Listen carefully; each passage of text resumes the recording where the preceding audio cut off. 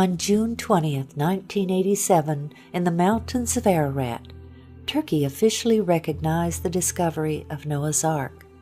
Located on a mountainside about 15 miles south of the volcanic Mount Ararat, the remains of the massive ship were dedicated during a special ceremony. Guest of honor was Ron Wyatt due to his 10 years of research at the site. The story began in 1957 during the Cold War when aerial photos taken of eastern Turkey while searching for Soviet missile bases revealed a strange boat-shaped formation in the mountains about 6,300 feet above sea level. Life magazine reported on the story after an expedition from the United States went to the site in 1960. Blowing holes in the strange formation, the members of the team came away with the conclusion that there was nothing there of any archaeological interest. Ron Wyatt, like many others, read the story, but he was of the opinion that the site needed further exploration. There had been many claims of seeing Noah's Ark on the volcanic Mount Ararat, but Ron knew that it was a stratovolcano, and he believed that nothing would have been able to survive there. He noted the biblical account of the location of the ark. And the ark rested in the 7th month, on the 17th day of the month, upon the mountains of Ararat. Urartu, the biblical Ararat, was a large region in eastern Turkey. This location was certainly feasible. But the factor that captured his interest the most was the length given in the Life magazine story. 500 feet. Most people were looking for a 437-foot Noah's Ark based on the Hebrew cubit, but Ron again went to the Bible to learn more. And Moses was learned in all the wisdom of the Egyptians. Moses was the author of the Genesis account of the flood. He would have known the cubit of the Egyptians. The Hebrew cubit didn't come into existence until there was a Hebrew nation after Moses' death. The Encyclopedia Britannica stated, "The Egyptian cubit is generally recognized as having been the most ubiquitous or universal standard of linear measurement in the very ancient world. The royal cubit equals 20.62 inches. This would mean Noah's Ark was much longer than 437 feet. 17 years after the Life magazine article, Ron finally made the journey to Turkey. When he saw the boat-shaped object, he saw that it looked just like it did in 1960, and he knew he would need permission to excavate in order to learn anything about what was beneath the surface. So he returned home and enlisted a number of friends to help him pray for an earthquake to reveal more. In late 1978, he learned of an earthquake in eastern Turkey and returned in August of 1979. When he arrived, he was overwhelmed by what he saw. The earthquake had dropped the soil around the object, and a large crack extended the entire length. He could see what looked to him like the remains of decayed rib timbers along the now exposed sides. Also, he was able to measure the depth of the debris and measure the length. It was 515 feet, or exactly 300 Royal Egyptian cubits. He was now convinced. He carefully combed the surface, looking for evidence that it was a shipwreck. He saw what he believed were petrified structures of an ancient ship whose deck had collapsed. He saw what looked like deck joists and deck support timbers.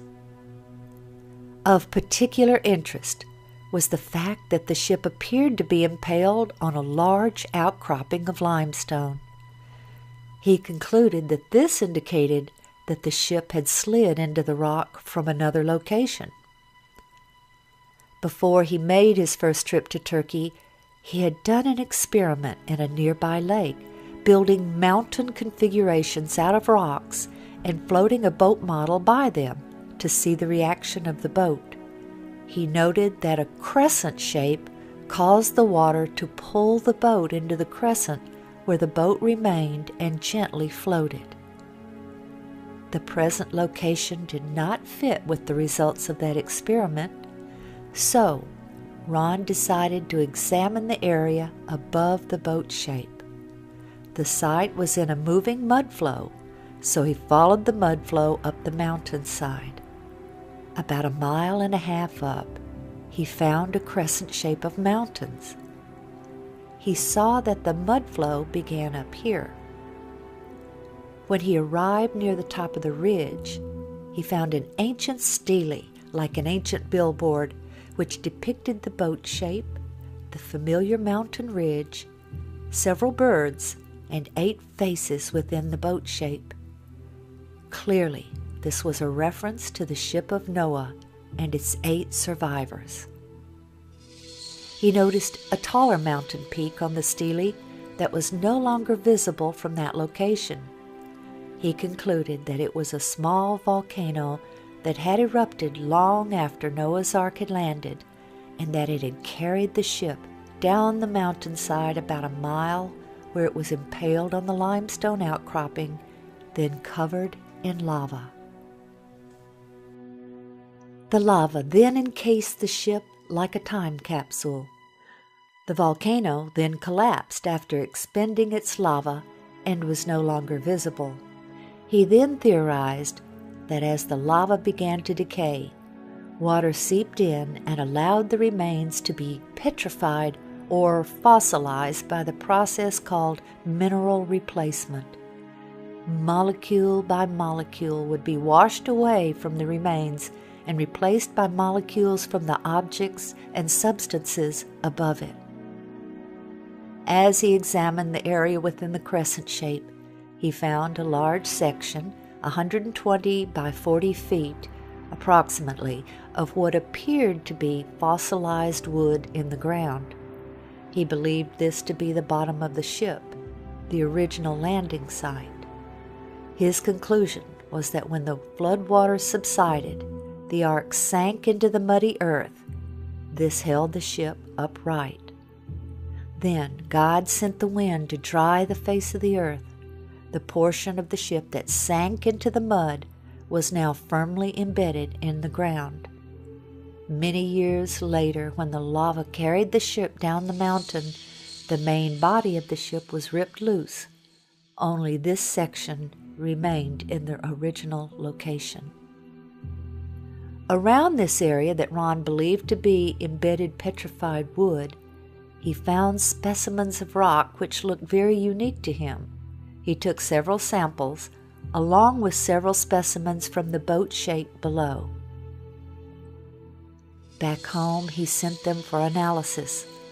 The results showed organic carbon, which indicated that the samples were consistent with decayed and fossilized wood. They also contained metals such as iron and aluminum. The analysis of the strange-looking rock Ron had found about 1.5 miles above the site by the bottom of the ship was clearly the most exciting. His initial analysis had shown it to be metals and not rock. In 1984, Ron met and became friends with Colonel Jim Irwin, the former astronaut. Colonel Irwin was searching for Noah's Ark on Mount Ararat, but he was very gracious and was interested in seeing the boat-shaped site. Ron had brought a metal detector to the site to see if there was a pattern of metal readings. In the presence of Colonel Irwin and others on his team, Ron employed the detectors. He found distinct metal lines down the entire length of the object, while no metal readings were obtained just outside of it. Ron asked Colonel Irwin, who had impressive scientific community connections, if he could have the strange specimen tested. Colonel Irwin sent the specimen to Los Alamos National Labs, where geophysicist John Baumgartner performed the analysis. The results of that analysis captured Dr. Baumgartner's interest. The specimen contained manganese, also titanium and aluminum, among others, and these were not in the form found in nature. Due to the sophistication of the metals, he questioned whether a missile had crashed on the mountainside and Ron had found the remains. The exciting evidences of the metal lines and the analysis of the specimens brought two new researchers into the work.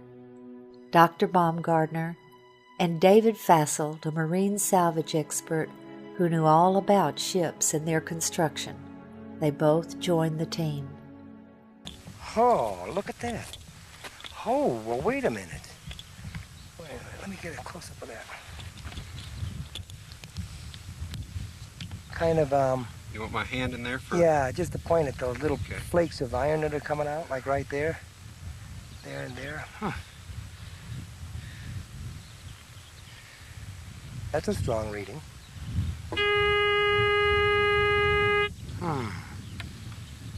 Well, I'd say that those frames right there. Okay. Keep walking. Do you want a measuring tape to measure these things, how far apart they are?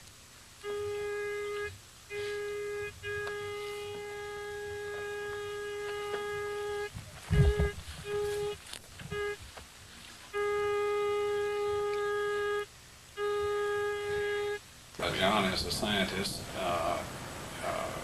might I take the liberty here to ask you, do you really honestly believe that you have been on the remains of Noah's Ark? I have no doubt in my mind. This has to be a man-made structure. It's full of metal. The metal has a regular pattern to it, and the size of the thing and the shape of the thing is such that it's almost certainly a large boat. Dr. Baumgardner and Ron scanned the entire site with 3 different types of metal detectors. Placing rocks at each metal reading, they then attached tapes to show the lines. This exciting evidence also attracted the interest of ABC's 2020. The boat-shaped site was first found and photographed by a Turkish army captain back in 1959. It was quickly explored and dismissed as a freak of nature. But Wyatt, an amateur archaeologist, rekindled interest in it a few years ago. He brought in Dave Fasold, a marine salvage expert, to assess it. The Doomsday Mountain team brought in some high technology to explore the oldest legend of man. They began scanning their site with a molecular frequency generator. It's a device used by surgeons to pinpoint cancer tumors, and it's been used by Fasold to locate underwater treasure. This time, the molecular frequency generator began to pick up a unique pattern of iron lines beneath the earth. Okay, bring that one up. They began placing ribbons along those lines. The finished shape, outlined by the ribbons, was that of a huge ship, the approximate length and width of Noah's Ark, as described in the Bible. The fascinating field of ribbons soon attracted higher academic interest. That looks like iron. Okay. Dr. John Baumgardner, a physicist with Los Alamos Laboratories, sent samples back to the lab for analysis and confirmed that the metal they were tracing with the ribbons was indeed iron. With the width and the length known, the only remaining question was depth. By locating the depth of the hull, they could determine if the boat-shaped object had the cargo capacity described in the biblical ark.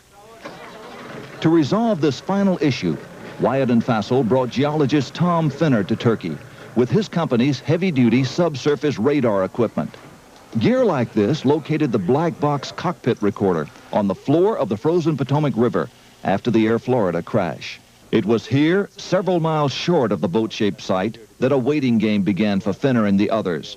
The party needed a final go-ahead from the Turkish government to complete their probe of Doomsday Mountain. The restrictions of martial law left the American explorers isolated from the outside world. Not even a telephone. Yeah. Anyway, we're going to hang in like smell on a skunk till there's nothing left to get this done. Hang in like the smell on a skunk. The Turkish government stopped the exploration. What now? Since we were there, Barbara, things have cooled down, and they've sent their own team of scientists in to take a look at this site. It's a very fascinating location.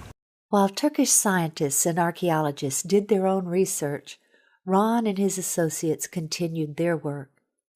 The next step was subsurface interface radar. There's the longitudinal bulkhead. You ought to see them popping out, Ron. Yeah, there they are. Here. There's Yeah. another one. There's the key line right there. Yeah.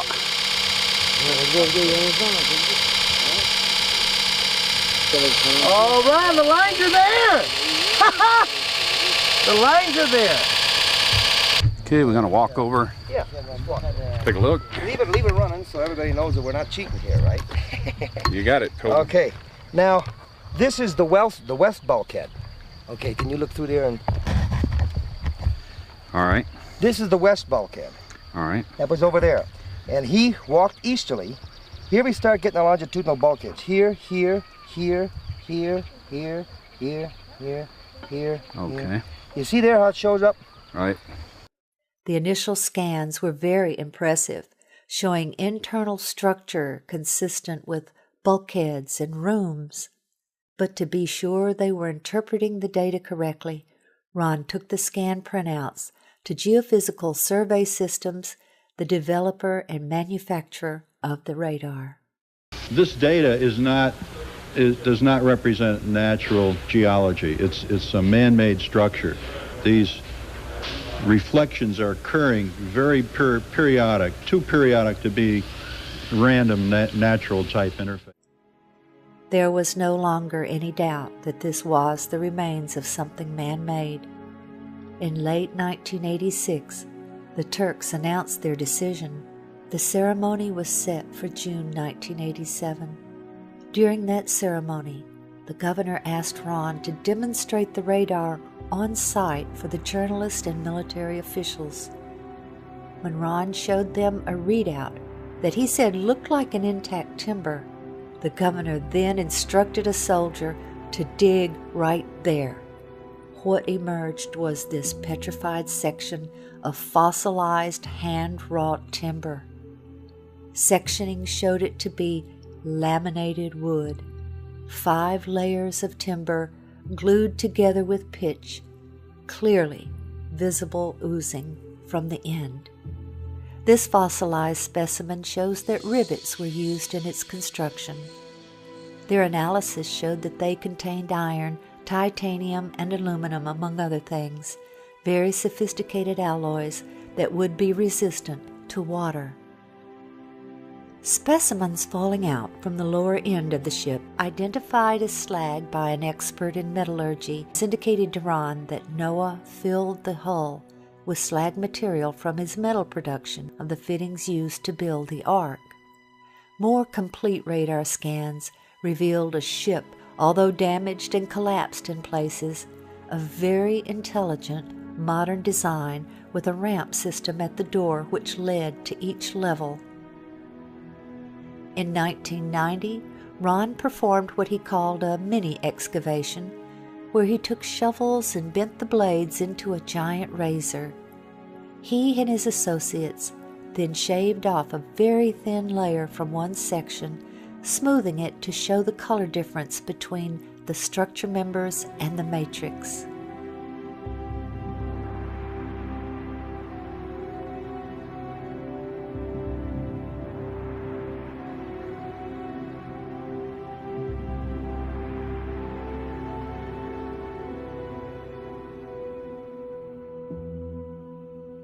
By faith, Noah, being divinely warned of things not yet seen, moved with godly fear, prepared an ark for the saving of his household, by which he condemned the world, and became heir of the righteousness which is according to faith.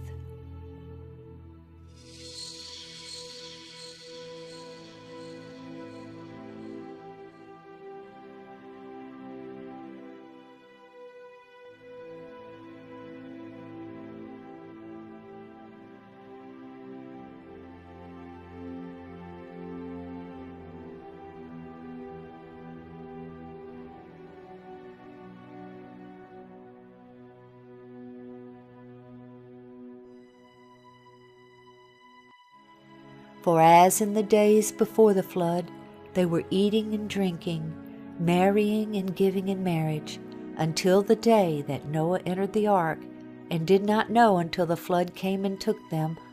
So also will the coming of the Son of Man be.